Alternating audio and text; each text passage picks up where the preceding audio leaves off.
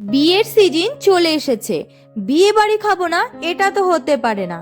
তাই আমরা আজকে অনুপম পেখম আর আমি বেরিয়েছি একটা রিসেপশনে যাব বলে।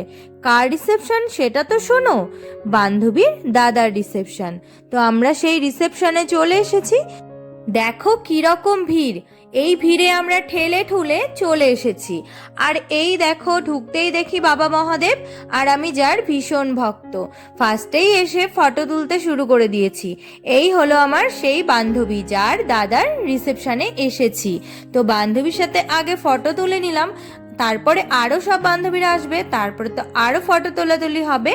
আর এই যে বান্ধবীর দাদার ওয়াইফ, তো ভীষণ মিষ্টি দেখতে, তাকেও আমি ভিডিওতে নিয়ে নিয়েছি।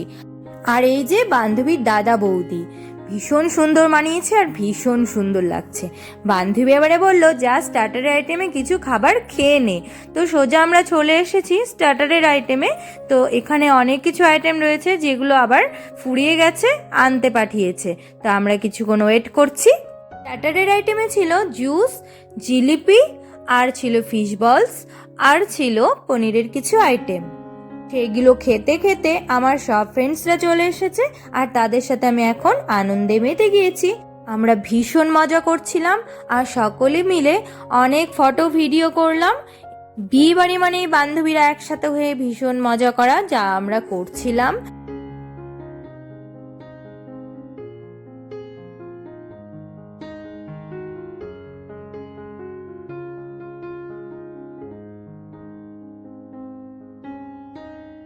সব শেষে আমরা খাবারের টেবিলে চলে এসেছি।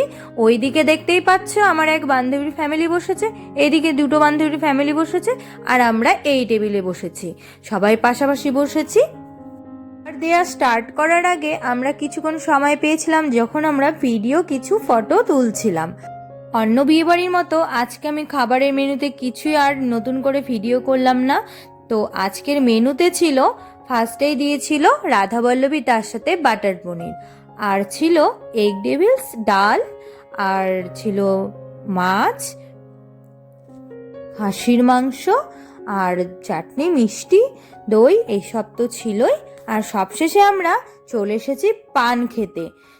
অনুপম আমার জন্য একটা মিষ্টি পান বানাচ্ছিল আর নিজেও একটা পান খেলো। দাঁড়াও অনুপমের পান খাওয়া তোমাদেরকে দেখাচ্ছি। তো যাই হোক, পান খেয়ে বেরিয়ে বাইরে আমরা ফাঁকা রাস্তায় অনুপম আমার দুটো ছবি তুলে দিয়েছিল। তারপরে তো বাড়ি ফেরার পালা। তো আজকের মতো ব্লগটা এখানে শেষ করছি। পরের ব্লগে খুব শিগগিরই দেখা হবে তোমাদের সাথে। ততক্ষণের জন্য বাই বাই।